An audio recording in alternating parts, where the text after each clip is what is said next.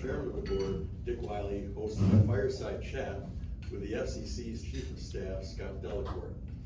In this role, Mr. Delacourt manages the chairman's policy agenda and strategic initiatives and serves as chief operating officer for the agency. He has a broad range of experience in telecommunications and technology law and policy, spanning both the governmental and private sectors. Scott joined the FCC from Wiley running, then it doesn't everybody. Where he served as partner and chair of the wireless practice group. He previously served in leadership positions at the FCC, including Deputy Bureau Chief and Chief of Staff of the Wireless Bureau, Senior Counsel in the Office of the General Counsel, and Legal Advisor to the Wireless Bureau Chief. Scott received his law degree cum laude from the University of Michigan Law School and his bachelor's degree, summa cum laude, from Georgetown University. Scott, thank you so much for being with us today. We're thrilled to have you here. Ladies and gentlemen, please join me in welcoming our very distinguished guest, FCC Chief of Staff Scott Delacourt, and our own Dick Wiley.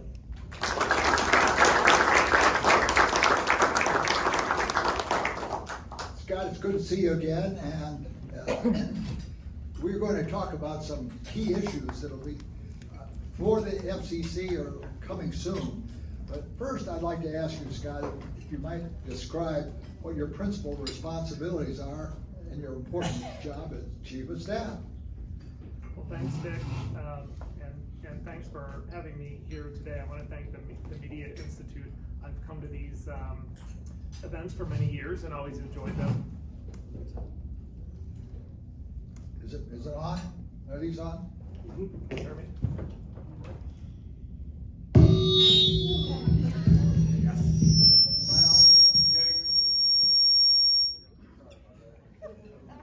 Okay. All right, sorry about that. So I've come to these events for many years and have always enjoyed them, so it's a real honor to be invited. Dick, to your question, every chairman has the ability to kind of shape the management of the agency and make some choices about the different personnel and roles. And Chairman Carr has done something different than his predecessors in terms of the Chief of Staff role.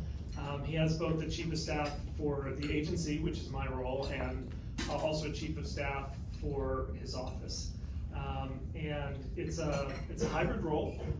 There is a policy piece to it where I manage the chairman's policy agenda, especially on cross-cutting issues that go across the bureaus and offices, like the deregulatory proceeding, delete, or like the build agenda. But there's also an administrative piece to it, serving as the chief operating officer of the agency, working on personnel and budget and procurement and contracting issues. So there's two pieces to it. So Scott, just to be clear, you work for the chairman, but you also work for the entire agency, right? Well, I'd say as in the chief operating officer role, that's like an agency-wide role, because we all use the same IT systems. Everybody needs a desk and an office and a laptop, and like we're planning now for the government shutdown that affects everybody. But when it comes to the policy piece, then I'm definitely working for the chairman. It's not like Commissioner Gomez or Commissioner Trustee are looking to me for advice on their policy agenda. That's more for the chairman. Let's turn to some substantive issues. As you know, the Media Bureau has initiated another quadrennial review designed to examine whether the FCC's broadcast ownership rules are still in the public interest. Now, if we look at past quadrennial reviews, they usually took many years to complete, and in truth, not many changes, if any, resulted. So, if you look at this current one, Scott, and just put yourself in the looking far out, what do you think may happen? How do you think it will proceed? So we've looked at the ownership rules before, and we've had quadrennials before. There are a couple things that are different this go around. We have some guidance, recent guidance from the 8th Circuit in the Zimmer radio case that has told us, the court told us, that Section 202H is a deregulatory provision, that, if we determine that certain ownership rules are not necessary for composition, localism, and diversity, that we can get rid of those rules, that we can modify them, but we can't tighten them. And the other thing that's different since we last did a quadrennial, of course, the changes in the media marketplace.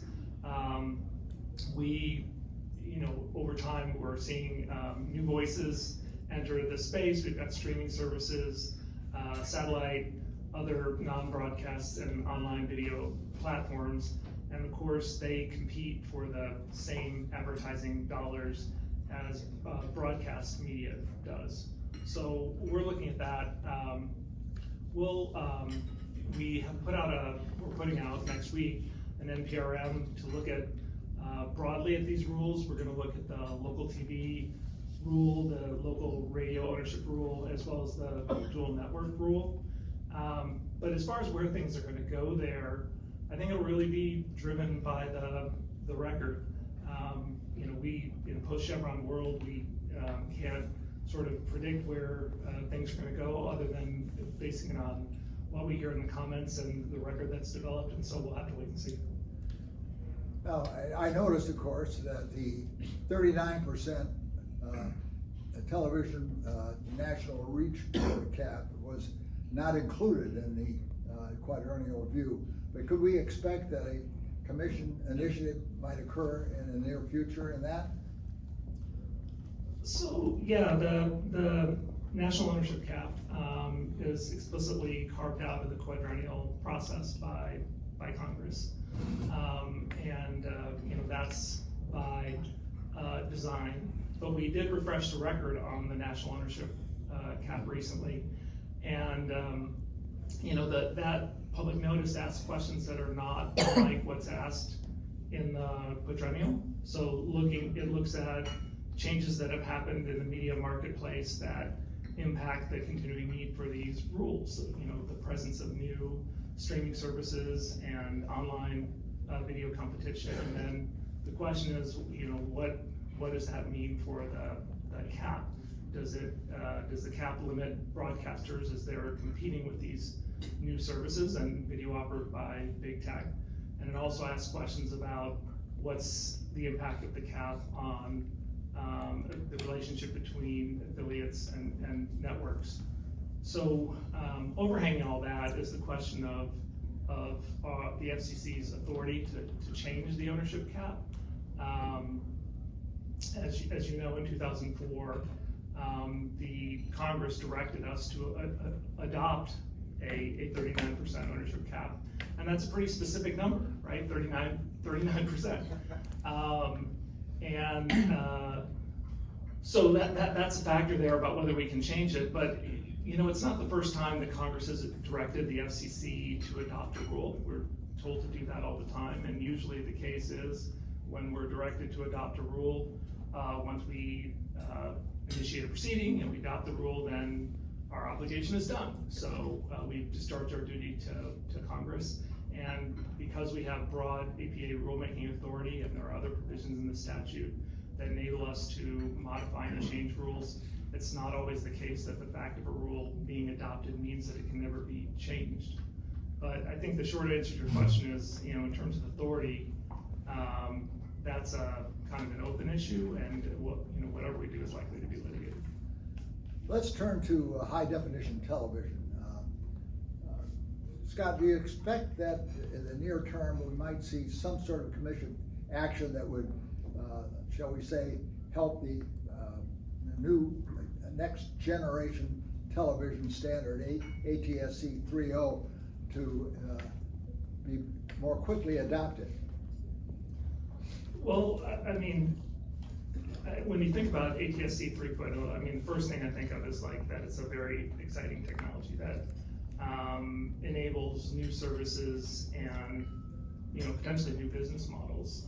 Whether we're talking about a richer TV experience with immersive audio and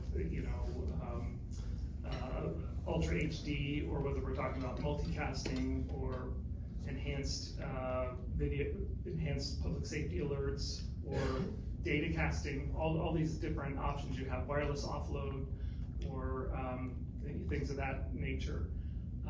But to get there, it's going to require cooperation with broadcasters and among the broadcasters, and cooperation with equipment manufacturers.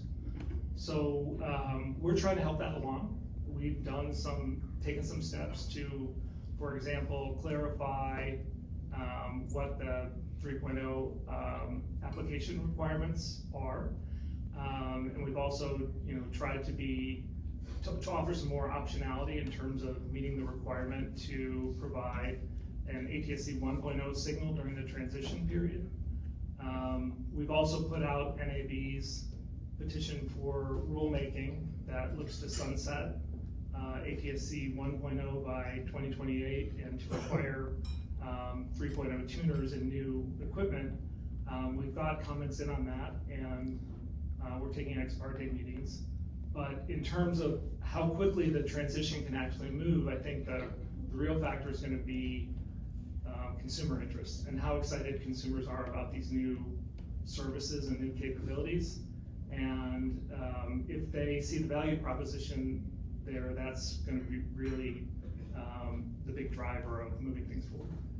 Scott, if there was an effort by the FCC to phase out ATSC 1.0, the standard, a little sooner, are you concerned at all about possibly disenfranchising, so to speak, less affluent consumers who might not be able to afford a new 3.0 television set? Well, that's always a concern when you're changing out technologies, especially if what you're looking at is adding new capabilities that make equipment potentially more expensive. But we've seen this with transitions before. I mean, we had a similar issue with the DTV transition, and I think to the extent that the changes are phased in over a reasonable amount of time, the risk of leaving less affluent consumers behind is diminished. Certainly something we'll consider and keep an eye on. Universal service has really been in the news recently, with the Supreme Court acting to overrule a constitutional challenge to the service fund.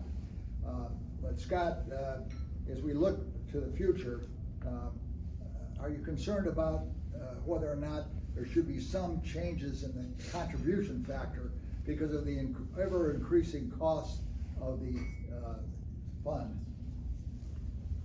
So we were fortunate and happy to have the constitutionality of the Universal Service Program affirmed by the Supreme Court.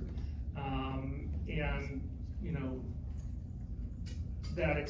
that affirmation extending both to the delegation to the FCC to administer the program and the further delegation to USAC to run it. Those are all positive developments that give stakeholders who participate in the fund a sense of what the program is going to look like going forward. But the program still has challenges, as you allude to. When we put out the public notice last week for the fourth quarter contribution factor, proposing a new contribution factor, it's 38.1%. So it continues to creep up. That's higher than it was, in the last quarter. Yeah, we all see that in our telephone bills. That's right. That's right. And at some point, it becomes a threshold that people aren't comfortable with. I mean, 38.1% is getting there. And we know that the rate base is declining, and that this is an issue that's going to have to be addressed. Thankfully, the FCC is not the only agency looking at it. The Congress is looking at this too, and the bipartisan USF working group on the Hill has requested comments from the public about program reform through their portal, and those comments are just in as of last week, I think. And the proceeding really looked at the program broadly and asked a bunch of fundamental questions, but contribution reform was part of it. And there were a variety of proposals. I mean, some are about expanding the contribution base so that assessments would occur not just on telecom providers, but also on big tech and edge providers. But others proposed a totally different approach, where the program would be funded through an annual appropriation, and that it would be a matter for Congress to undertake on an annual basis. You know, where that's headed, we're just digesting the comments, and I don't have a sense for that as yet. I know we'll be working very closely with the Congress on any next steps. The FCC Spectrum Auction Authority, of course, has been recently restored by the Congress, but of course with the ultimate requirement to have an 800 megahertz spectrum pipeline fulfilled. And Scott, is it likely that we're going to see a first step would be the upper C-band 100 megahertz auction? Would that likely be the first step? Well, I don't know if it's going to be the first step. It'll be you know, one of the first two steps. So before we get to the requirements under the Big Beautiful Bill, we first have an obligation that preceded that, which is an obligation to conduct an AWS-3 auction. And so we're working on that and planning for that to happen, and we have a big team focused on that. While we're pursuing that, we're also trying to free up at least 100 megahertz of upper C-band, and that would be the next on the auction block. But then we'll have to pivot to finding the rest of the 800 megahertz, and you know, that's a difficult task. We're going to be working with NTIA to identify that spectrum. There are a number of candidates. We know that you know, 7-8 gigahertz is a possibility. Citizens radio band. Yeah, I think that's part of it. So we've got the CBRS spectrum as a possibility. There's 2.7 to 2.9 gigahertz, 4.4 to 4.9 gigahertz. None of those are definite, and none of those are easy. It's not greenfield spectrum, it's spectrum that has incumbents, and we're gonna have to work with our federal partners to figure out the best path to clearing those bands and which ones make the most sense to focus on and clear. But there are other avenues to bring spectrum to market as well. There's the secondary market. You know, there are a couple of major spectrum transactions that have been announced. EchoStar is looking at selling 50 megahertz to AT&T. There's another 50 megahertz they're looking at selling to SpaceX. And provided that those transactions are approved, that's a lot of new spectrum for deployment. It's not new allocations, of course. That spectrum's already been allocated, but it gets it into the marketplace to be used. So I think there are a lot of good options out there, but of course they will require us to work with our federal partners, including, of course, DoD. Well, it's obviously a complex equation, and as you go about it, are you concerned about the FCC's ability to navigate efficiently between the needs of commercial wireless broadband providers and DoD? Yeah. Or maybe we might call it DOW now. Right.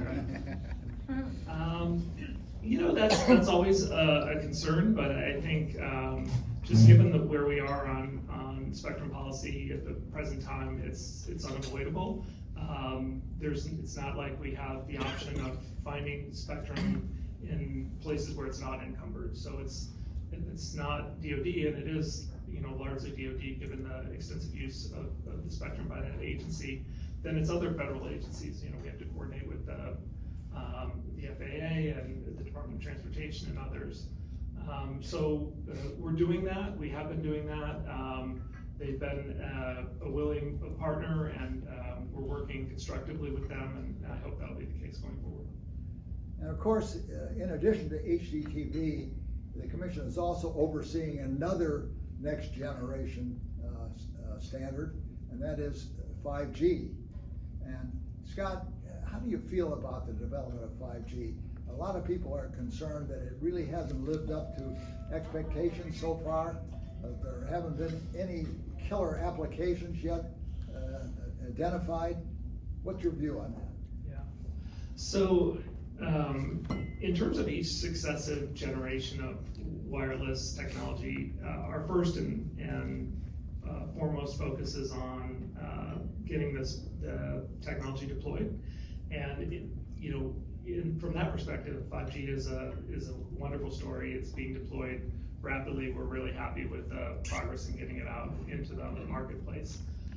In terms of the expectations game, as I would call it, that you're kind of setting up, I think the expectations for the wireless industry have been set very high because of the wireless industry's success. So if you're talking about 3G being the mobile web and 4G being streaming video, those are transformative technologies, and I don't know that it's reasonable to expect transformative technologies with each new generation of wireless service. But that said, 5G has offered higher speeds. It's offered more IoT. It's offered industrial applications. And in terms of the killer app, while it wasn't part of the original hype or the original roadmap, fixed wireless access has been a really successful killer app. So using 5G mobile as a home broadband solution has been a game changer, and it's the fastest growing home broadband solution in the US. So it's really been successful in that respect. I share a lot of the comments you just made in that regard, but some people, as you know, are saying, hey, let's look ahead already to 6G and more significant advances. How do you feel about that? Yeah, I think we can do both. I mean, we're going to continue to deploy 5G, and that's ongoing. And we're even as you kind of alluded to, finding new use cases for it. But it's still, it's not like we can't start planning for 6G, and that's going to start with standard setting. We'll have to think of it. I mean, I guess making spectrum available, but also standard setting. And we'll have to think about, in terms of standard setting, like, what do we want this technology to do? Is it going to be optimized to support new AI applications? Is it going to be optimized to support edge computing or something else? And those things will all play into what 6G should look like from a standards perspective. But we know that work has to occur, that we're going to, just like 5G, we want the US to be a leader on 6G, and so we're going to be very engaged in the 6G standard setting process and mark out a place for the US leadership. Yeah, I think all of us want to see that too, but how do you feel about the US and vis-a-vis China in these areas? Yeah, I mean, we did learn a lesson from the 5G standard setting experience that the US has to be more engaged on that, and I think we are.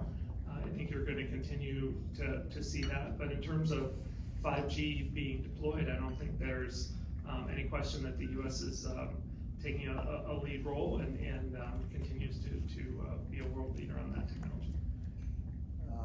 As you know, the Sixth Circuit Court of Appeals recently overruled the FCC's net neutrality rule, saying that commercial broadband wireless carriers can't be regulated under Title II. Do you think that maybe begins to beckon the end of this long-running saga about net neutrality? Yeah, maybe. Wouldn't we all like to see the end of that saga? So, I mean, we're really happy with the Sixth Circuit's decision, not just for the bottom line that broadband is a Title I service, and that light touch regulation is the right approach, but also with the court's reasoning. It could have gotten there a couple of different ways, and the ruling was based on a very straightforward statutory construction and application of the Communications Act's definition, and the court found that broadband is an information service, and that's the best reading of the statute. So that was a very positive thing. Even though that's the case, we're still seeing some state activities around regulation of broadband, particularly in the area of price regulation, and that's something that we're keeping an eye on. What can be done on the state level attempts to impose net neutrality on broadband providers, either by the FCC or Congress? Yeah, so, seeing the states taking this activity, we're kind of monitoring it, and the stakeholders are making us aware of it. I think there were questions about, and certainly stakeholders have approached us about the possibility of preemption. It's a messy area where there's some legal precedent that the Title I classification is more the removal of jurisdiction as opposed to imposing a sort of a light touch approach. That's something that still needs to be clarified before the courts.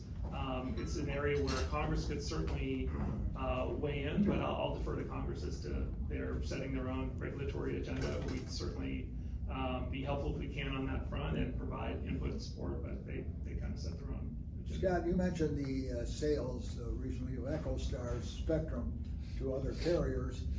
Are we getting to the point where we have to agree that 3 large nationwide broadband wireless providers is sufficient for a truly competitive marketplace?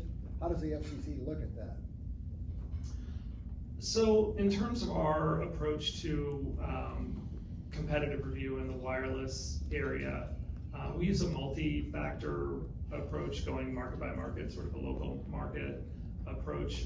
We did at one time use an approach that was more focused on a single metric. That was the spectrum cap approach, where you would just look at a transaction and say, if an aggregation exceeds X amount of megahertz, then that's per se anti-competitive, and the transaction can't move forward in that particular market absent a divestiture. We moved away from that. So we take a multi-factor approach, looking at not just the aggregation of spectrum in a local market, but also the bands involved, who are the competitors involved, what's the level of deployment, what's the possibility for competitive entry, if any, and we try not to get focused on a single metric. So that applies to the number of competitors as well. So we don't have a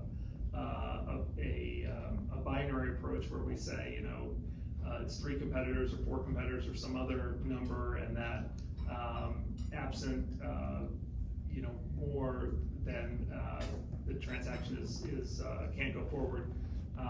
We don't have a magic number like that. It's a more thoroughgoing review. Is it possible that there may be divergent views on this issue between the FCC and the Department of Justice Antitrust Division?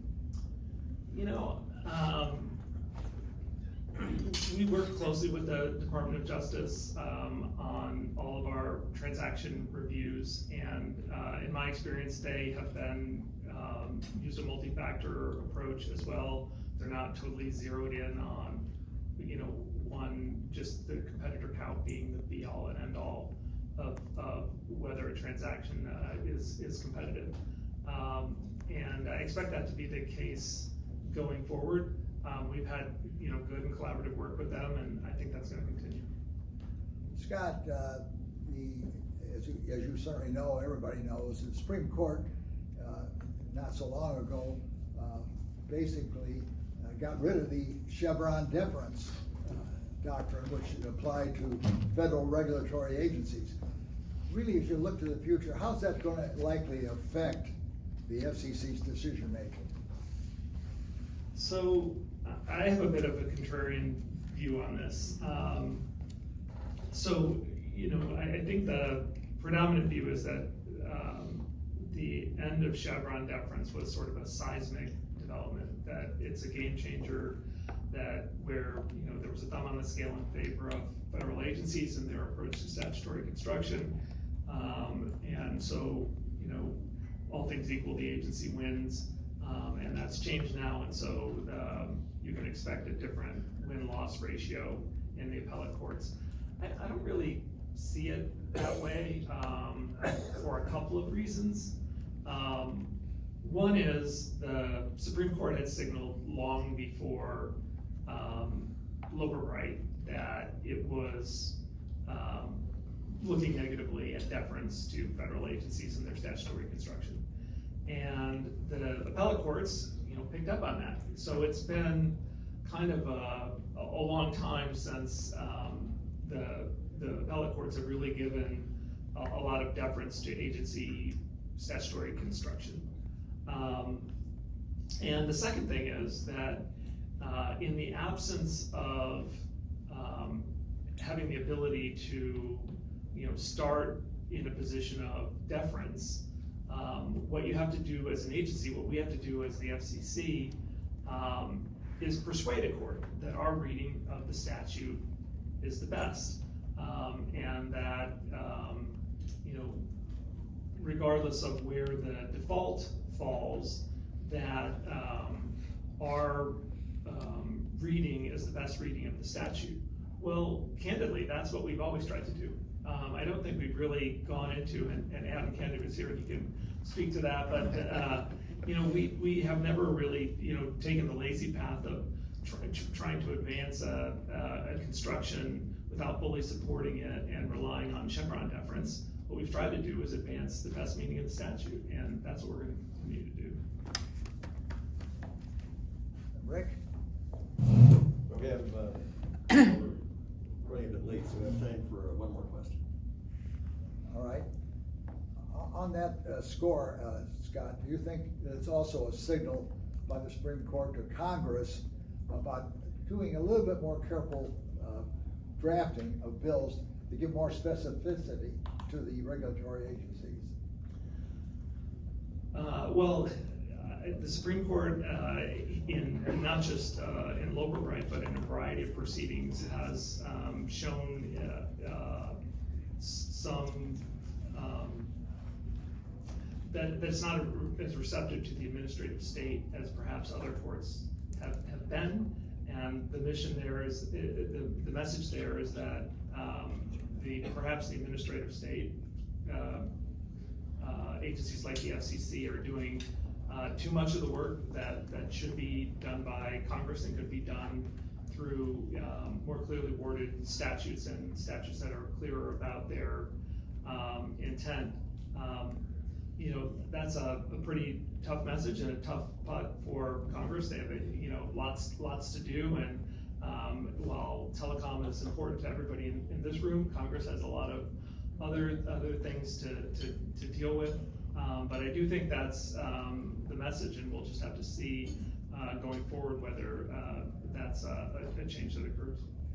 Well, Scott, thank you very much for being with us and giving such, I think, a very careful reading of these different issues. Thank you. Well, thanks for being here.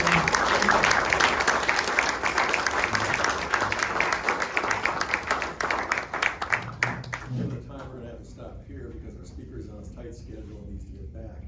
I know Dick, you had a lot of ground to cover here, and appreciate you doing such a fine job. Thanks. Scott, thank you for being with us. We're so